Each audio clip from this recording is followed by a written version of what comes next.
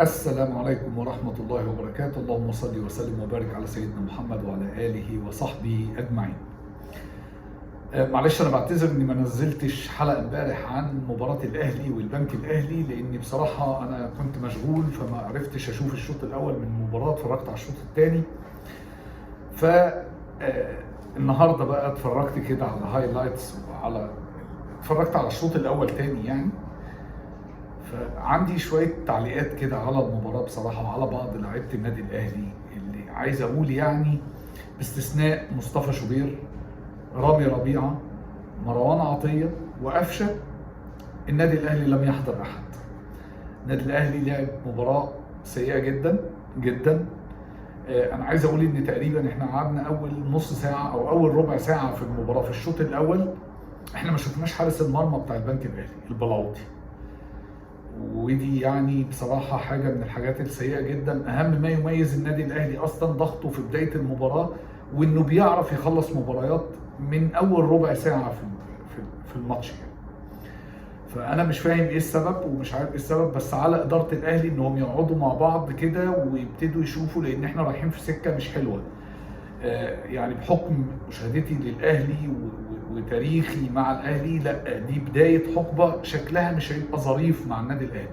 والموضوع مش هيبقى بس على الدوري المصري، الموضوع شكله رايح. احنا داخلين على مباريات مهمة، داخلين على كأس العالم للأندية، داخلين على مباراة الانتر كونتيننتال، ومباراة مش هتكون سهلة تماما. عايز أقول إن لما مباراة مع البنك الأهلي اللي بقى عقدة الأهلي يطلع فيها مصطفى شوبير هو رجل المباراة، ده معناه ان الاهلي كان محطوط عليه جامد جدا في المباراة، كان مضغوط جامد جدا في المباراة. وبالفعل احنا شفنا في اول ربع ساعة في 3 اجوان للبنك الاهلي، يعني خلصوا الماتش مرتاح للبنك. فانا مش عارف ايه المشكلة ومش فاهم ايه اللي بيحصل. منهم كورة كانت انفراد صريح، اتضحك على كوكا، يعني ما يضحكش على عيل صغير بالطريقة دي، مش لعيب دولي، ده لو لعيب ناشئ مش هيضحك عليه بالطريقه دي. الكره اللي راحت انفراد من ياو النور مشكله كبيره جدا في دفاع الاهلي. رامي ربيعه كان فايق وصاحي ومركز، لكن مش هيدافع لوحده، مش هيشيل فرقه الاهلي لوحده. قفشه نقدر نقول انه كان بيتحرك كويس، كان على الاقل بيمشي كوره، على الاقل عمل لك انفرادين، يعني حط كورتين، صنع هدفين، طبعا ما خلصوش. طبعا احنا ما بنحطش بقى، احنا ما بنعلقش شماعات على تحكيم وعلى، بصرف النظر بقى عن الجول اللي دخل واتحسب طبعا هاند بول، والمفروض ما كناش نرجع للكوره علشان خاطر دي تعتبر لعبه جديده وبتاع.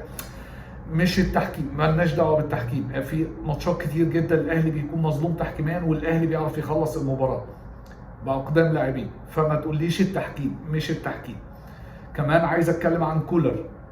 عايز افهم هو يعني الدكتور وصف لك فكره انك تعمل تغييراتك في الدقيقه 70؟ يعني حد قال لك لو غيرت في الدقيقه 50 هيحصل لك حاجه؟ الفرقه وحشه، الفرقه واقعه، الخط الهجومي ضايع بقول لك، باستثناء قفشه لم يحضر احد. يحيى عطية الله عنده مشاكل، كهربا محتاج يشوف دكتور يعالجه. كهربا محتاج دكتور نفسي، ومحتاج دكتور تغذيه، ومحتاج، عنده مشاكل كتير جدا، محتاجه دكاتره كتير. يعني كهربا محتاج يدخل مستشفى وهم يبتدوا يظبطوا كل حاجه ويصلحوا كل حاجه وبعدين يطلعوه لنا سليم. في مشكله في الاهلي، في مشكله في لعيبه الاهلي، في مشكله. يعني برضه مش هو الاهلي اللي نقول يغيب عنه وسام ويغيب عنه امام ويغيب عنه الشناوي يبقى في مشكله. الشناوي لا، بصراحه مصطفى شوبير امبارح، بصراحه مصطفى شوبير بمنتهى الصراحه وبمنتهى الصدق هو حارس مصر الاول وحارس النادي الاهلي الاول. لولا مصطفى شوبير امبارح، لو الشناوي اللي واقف امبارح، لا كان شكلنا بقى وحش، ومش بعيد ابدا كنا نتغلب امبارح. فاحنا عندنا مشكله كبيره لازم نواجه نفسنا بيها، وهو ده اللي معروف عن الاهلي. الناس تقعد مع بعض في الاداره تتكلم ان لا، في مشكله في الاهلي محتاج لعيبه، ومحتاج لعيبه كتير مش قليل. هو ده اللي كنت حابب اقوله، وعشان ما بقاش طولت عليكم يعني. يا ريت اللي عجبه الفيديو يا ريت يدوس لايك واشتراك علشان يوصلنا كل جديد. سلام عليكم.